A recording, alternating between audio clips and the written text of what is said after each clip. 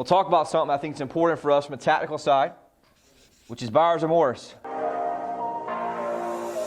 Hey, this is Blake Sloan. I've been selling real estate over 14 years. Our team of highly trained professionals, along with our unmatched marketing, has sold thousands of homes here in the Myrtle Beach area, and this is how we do it.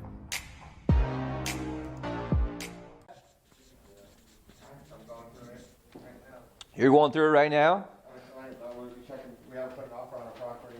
I know. I was telling you this morning. Yeah, that's why. Yeah, the old lady's trying You told me that, right? Barron had an issue, right? You had 2 offers, guy wrote up, and then all of a sudden, he backed out, right? Or 2 people? Yeah, well, one didn't sign the offer, but the other submitted the offer and then changed his mind halfway through. Both of which backed out.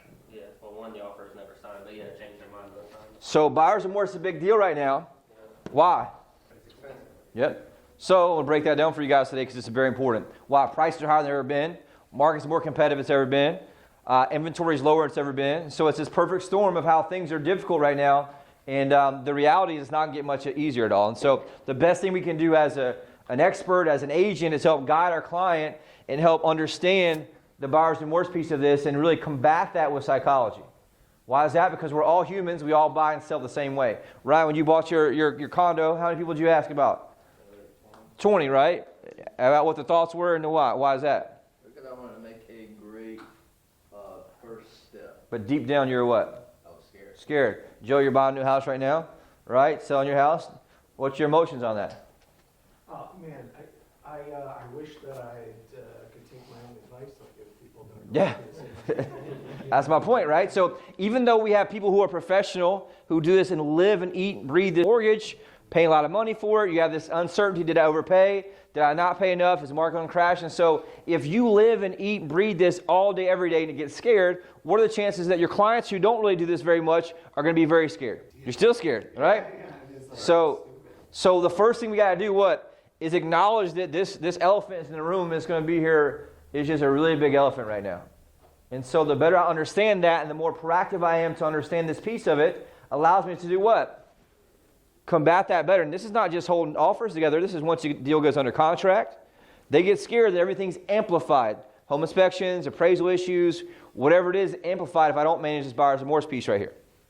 So first of all, I've got to understand it, but the first piece of that, right, is you've got to understand that buyer's remorse and not having that comes in layers.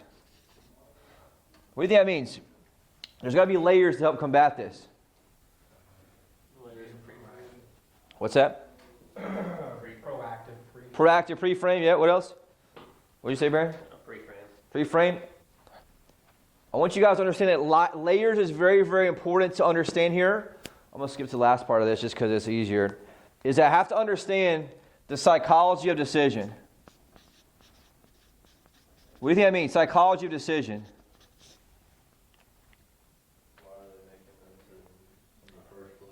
The decision can't be made in one instance. So me feeling comfortable to purchase can never happen with one instance. So, give you an example of my Escalade, right? I think the first Escalade I bought it brand new. I found online that I could get this Escalade for like, I don't even know what it was, $95,000, right? And then guess what happened? I started searching locally, and guess what I could not find? Escalade anywhere near close to that $95,000, right? And so it took over time of me experiencing and seeing things over and over and over again before finally I came to a conclusion, which was what? I'm never going to get an Escalade for $95,000. But it was only until I had all these layers and layers and layers, which can also be called reps, that I finally made a decision that, okay, it justifies me paying for this amount and not feeling like I'm overpaying. Does that make sense, you guys? And so our clients are the same scenario where you can't just tell them 1 time, 2 times, 3 times, 4 times. You've got to make sure that I understand here that I've got to make sure that I'm layering reps of conversation so that they can understand and really understand where I'm coming from and how the market makes sense. I feel like one of the big mistakes that we make is we only say it once or twice and expect them to actually believe it. Or remember it. Or even remember it. Yeah. And here's the deal. The sales guy can tell me, hey, look, dude, there's no way I'm going to get this Escalade for $95,000. Do I believe him? No. Why? Because I haven't experienced enough of that to really understand what's going on. Because we want to believe what we want to believe in many cases, just like your clients do. And so it's very important for you to understand and do that when that scenario comes in there. Right? So I must layer those stories, those reps through what? stories of real people and what's happening. This starts from the very first time we meet them. This starts from we have this conversation about what? Reality of the market. Reality of the market. That's got to be a presentation now. Why is that? Because the market's the way it is. My job is to get deals under contract and hold them together. So I must layer in stories, examples, very, very strategically understanding the psychology of decision here for my clients. And this starts from when? The very first time I meet them. Also in the phone calls even. Hey, look, market's super hot right now. Right? Just want to make sure you guys understand. Here's what's going on. Here's the scenario. And the third piece here, which is important, is I must have them bought in. The reason I put this on here is I need you to be able to gauge and measure on a scale of 1 to 10 how bought in are these people right now to me and to what's going on. And one of the things I thought about, a lot of times when they're not bought in, what are they not bought into? You. They've got to be bought into you. And so I think a lot of times one of the mistakes we make is, guess what we don't do? We don't tell them how good we are. You don't tell them we sold a house every 12 hours. You don't tell them, hey, look, I've negotiated tons of these deals. No one understands the market like I do. Why is that? Because I put the time in studying it. I study all the data. And so you want to tell these stories too and have them bought in on you. In the scenario, you need to make sure you're gauging that. A lot of people are clueless to how bought in the client is on you. And so then you wonder why they don't stick in the deal. Because the minute you hang that telephone up, they're talking to their wife, they're scaring each other out of the thing. You used to have it in timeshare all the time. If I had people in timeshare and I had them follow me in the car from the property, guess what would happen? They would talk themselves out of it every single time. But they rode in the back of the car of my car. And I tested this over like hundreds of people. They rode in the back of my car, then guess what? We helped reinforce it and talk more things. They never negged themselves out, got to the closing table, and boom, they bought. All of us. Every single person. We have a different price that makes a difference. And so the first thing I do is understand that this is a real thing. And number one, have empathy for that. And so I got to figure out, I want to become, right, a student of psychology of decision. Constantly reading and analyzing, right? Remember that car? What was that black car you used to have back in the day? They had the red dots. Knight Rider. Remember that? It's called KIT, right? Yeah. It's called, and the thing is just scanning, right? I want to constantly be doing what? Scanning the reality of my clients right now. Are they bought in? What's going on? And what am I doing the whole time? Layering in stories. And the second piece of that is important. What do you think of the second piece here? I've got to make sure I have and show the data. Why do you think this matters? They get lazy, and I don't take time to show them the data, and then all of a sudden they get scared and back out. What did Joe just tell us about? Before that. Even knowing the data, they still second guess themselves. But what made Joe feel better? Joe's told me the same thing 3 times. The new build was going to be more expensive. The new build is more expensive at $371 versus $350. $335. Right? Which is what? Data. Why? Because that proves what he's thinking. Just write it down for anybody who doesn't know. Any large purchase is an emotional purchase justified by logic. Every large purchase or sale is an emotional sale justified by logic.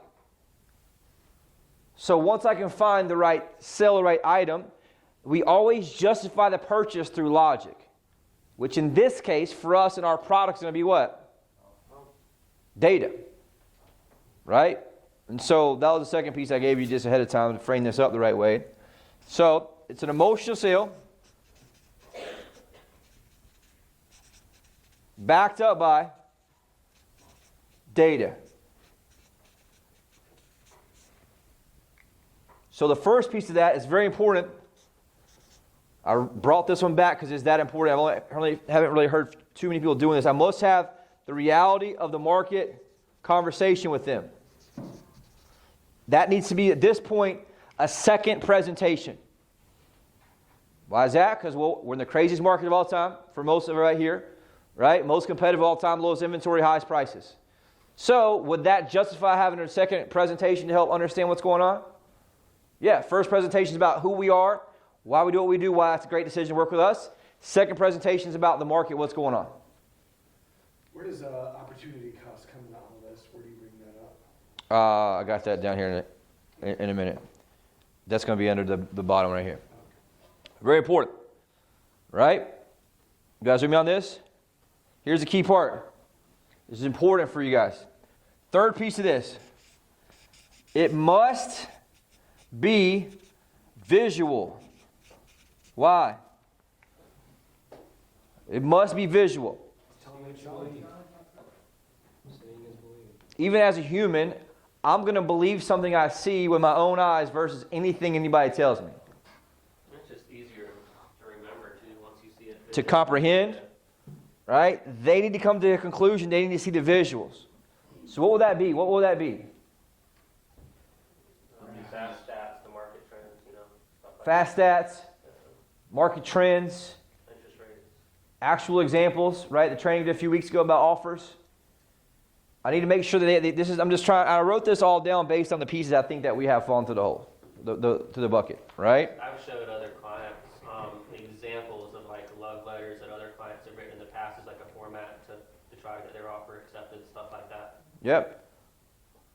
It's very important it must be visual, meaning that I have to show them actual examples of why they're making a good decision.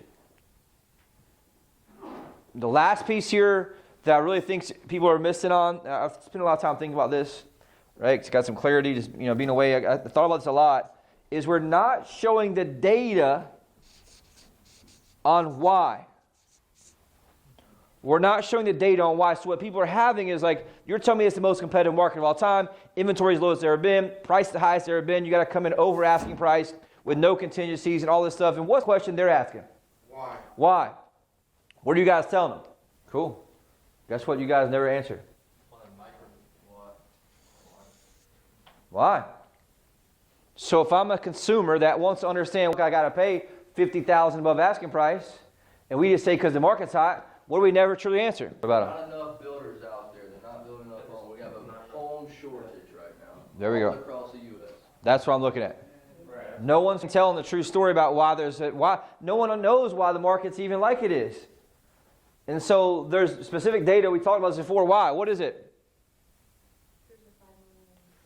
5.5 million unit home shortage right now. Yeah, why is that? It's from the last, and people don't know it's from the last recession. I mean, last recession, most builders. Yes.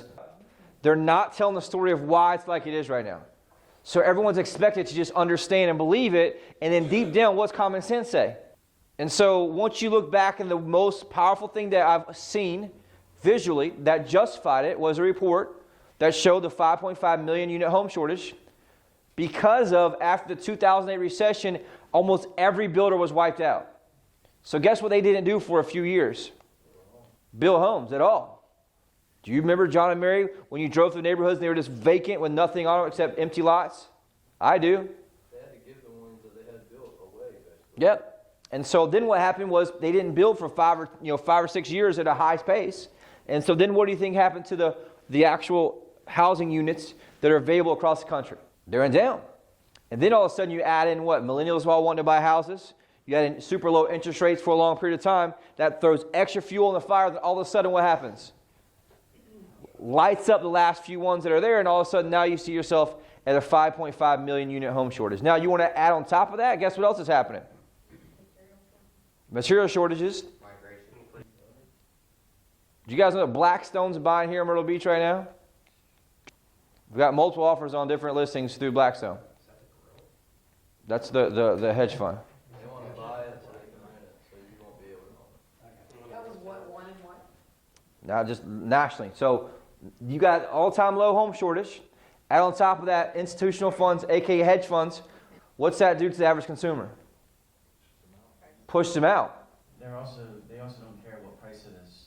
Oh, they're paying $56,000 over. They don't care, right? And so we can get deep into the rabbit holes of conspiracy theory, but ideally, Mr. and Mrs. Homer, there's a war against you right now having the ability to own a home. Now, if I show that data and help them see what's going on, what do you think happens to them here from the psychology decision? Their mind opens up. Mind opens up. How many of you guys have that study saved of the home unit shortage? No one. Right? So can you see why people are backing out of your deals? Yeah, because none makes sense logically Until you're in it, you got to think, we're in it every day and it still doesn't make sense. Imagine buying your second or third house. The last one you bought was not a big deal, or you got a really good deal in 2012. It's going to feel like you're getting what? Screwed. Big time. And so I have to get good at what? Telling the story through data and understanding here's what's going on. The number one thing you need to do is print out, I'll send you guys a link after the meeting, make sure you save it, of the 5.5 million unit home storage study that shows all of that.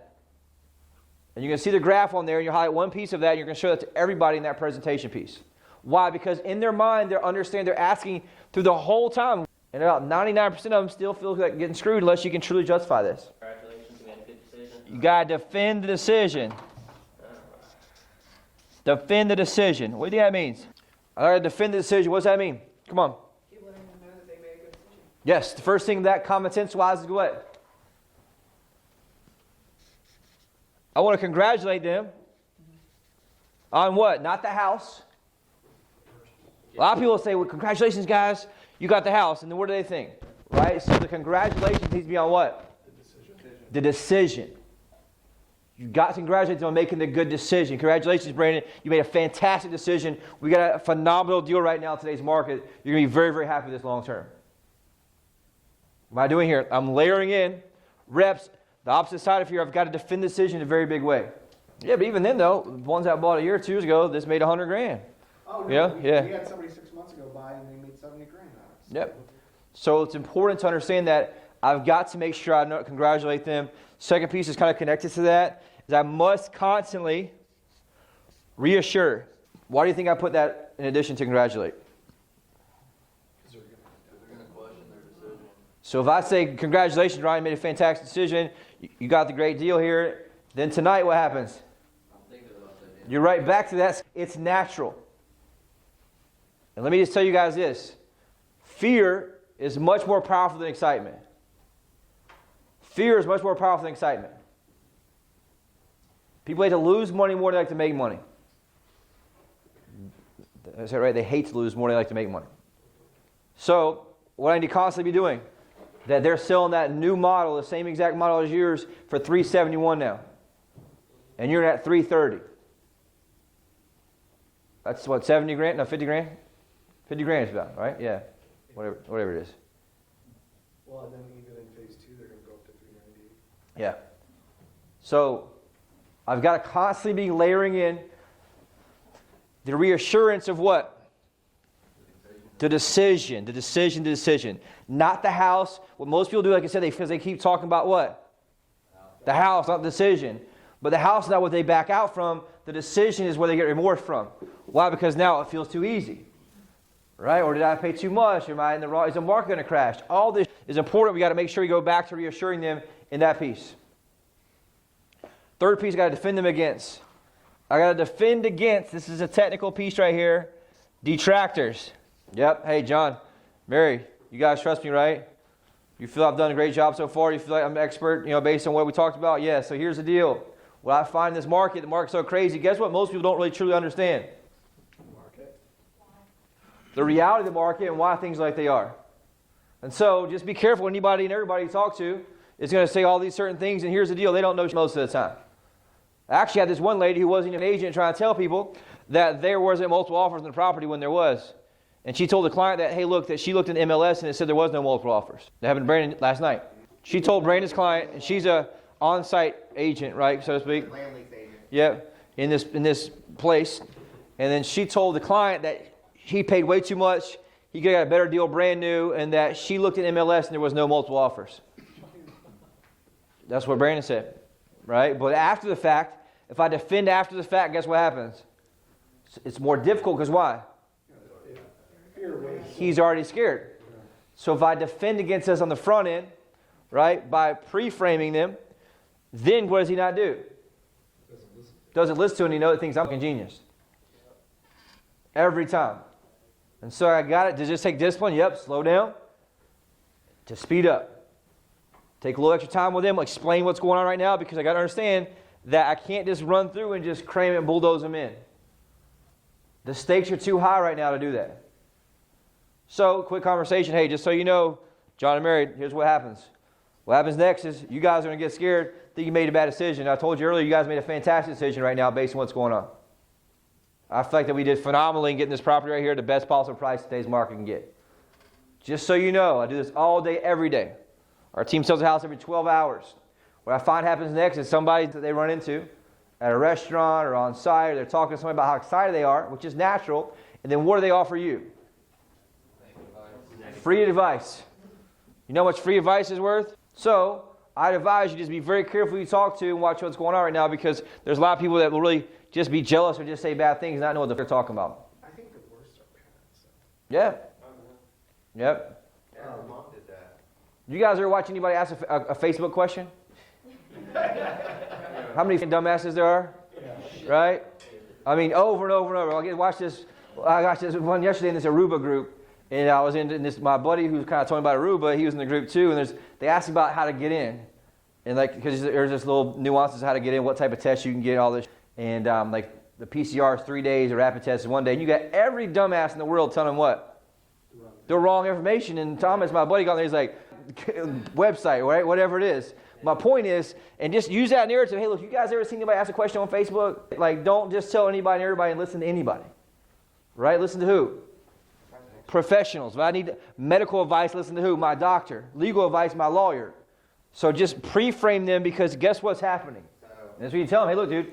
And that's one thing. If let's say you do get it and it feels a little too easy, what do you need to do?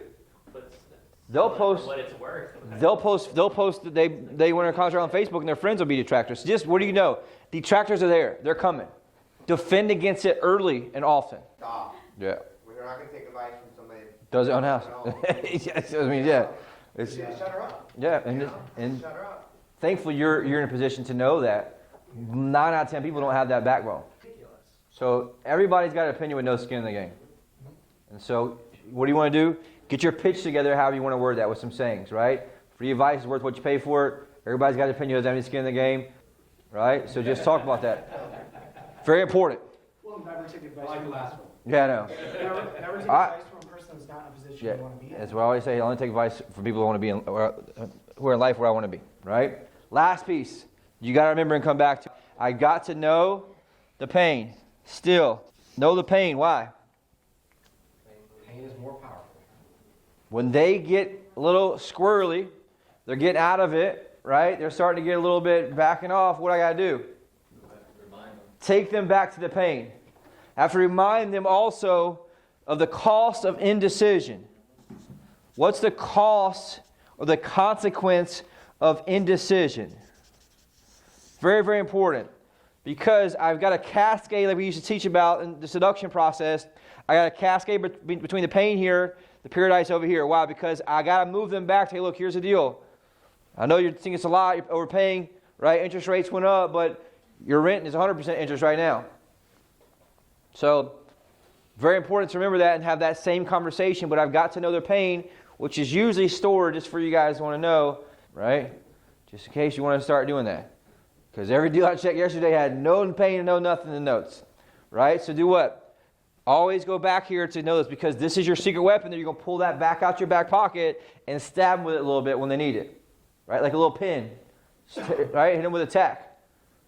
You got to shock them a little bit. Here's the reality, dude. You just move from wherever, XYZ. You get a fantastic deal because you got it. It's an emotional roller coaster back and forth for anybody. Your job's to guide them with confidence through that process. You guys with me on that? I'm going to cascade that piece here. My pain, which is what, Joe, you were asking about earlier, right? Yep, the cost here against the last piece here. I got to move immediately to future pace. What's future pace mean? This is a timeshare word, I think. It's talking about paradise, baby. We got such a great deal on this property right now. If 20 more days, you can sell that thing for $30,000, $40,000 more. Yep, exactly right. What's it like going to be 5 minutes from the beach, right? Take your grandkids to the ocean, right? Whatever it needs to be. I'm talking about the second piece of this is the upside. There's different paradise. Paradise is the actual long-term fulfillment, right? Whatever it is, and that's the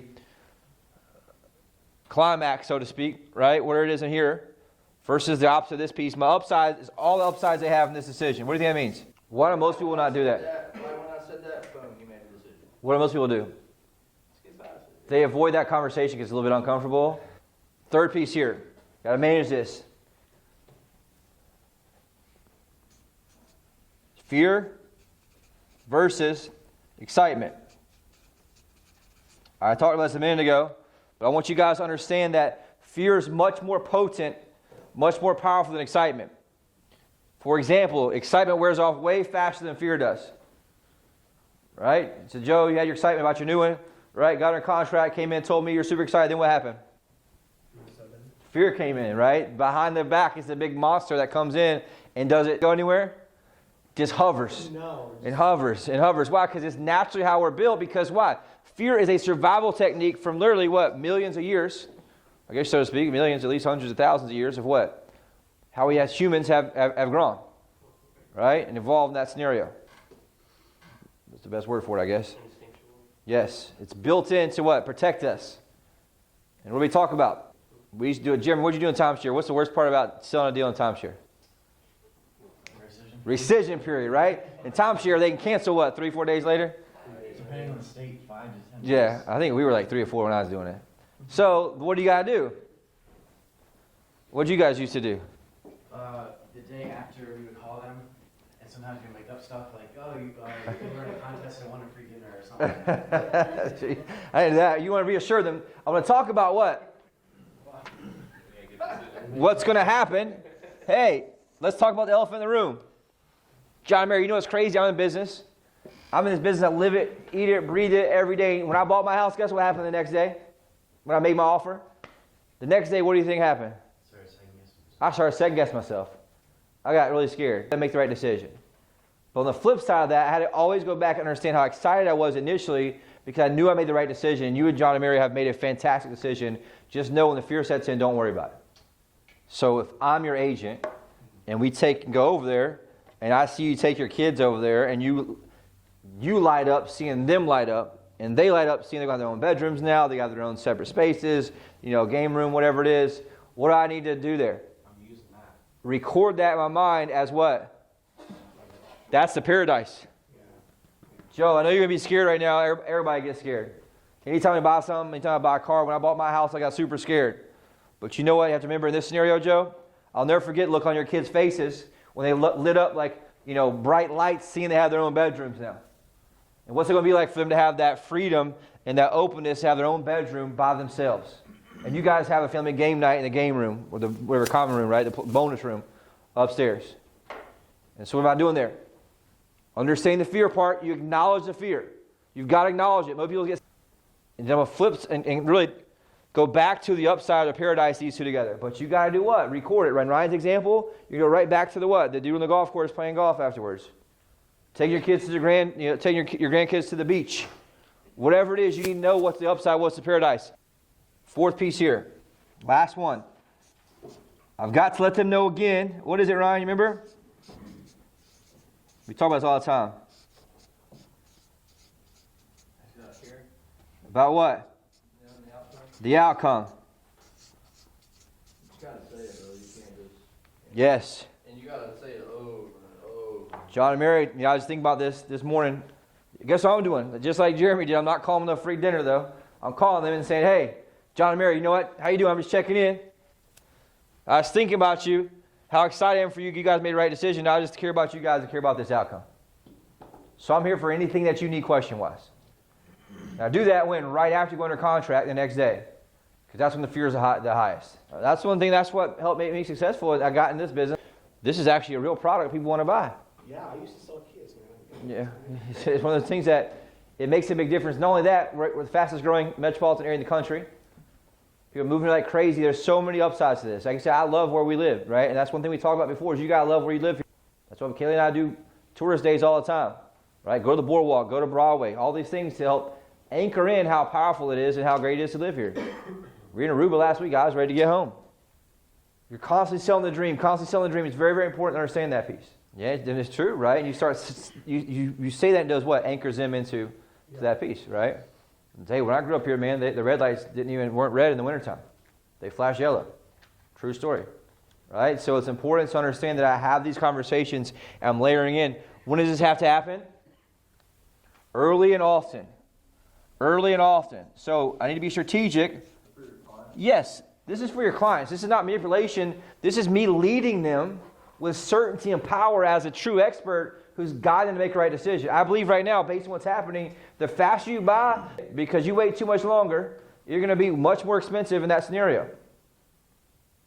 I was watching a thing this morning, rates going from 3% to 5% on a $400,000 house. Anybody know what the difference is? It's like $500 a month. That's crazy. Think that makes a difference? Right? So it's a very, very big difference in what you do here and how I make sure I understand this. But I'm doing this for the right reasons for my clients. And I truly believe Myrtle Beach is a fantastic destination. I think it's long-term growth, right? In a red state where people are moving here for more freedom in this crazy world. And so I want to be able to share that dream, but help them make the right decision. Now I'm trying to buy looking like, man, damn, there's nothing out here available to buy.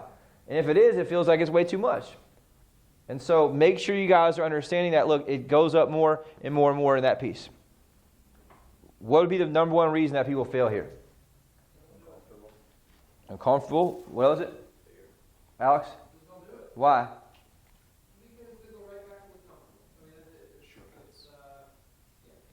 The number one killer is going to be what? Being lazy. Staying in my comfort zone. And it makes a big difference. That's one thing I learned a long time ago in timeshares. The people would say the same thing, and I'd be like, why did they say that? Over and over and over. And it wasn't until I was there for a while and listened and watched them that they were saying it for a reason to do what? Anchor in the decisions people are making.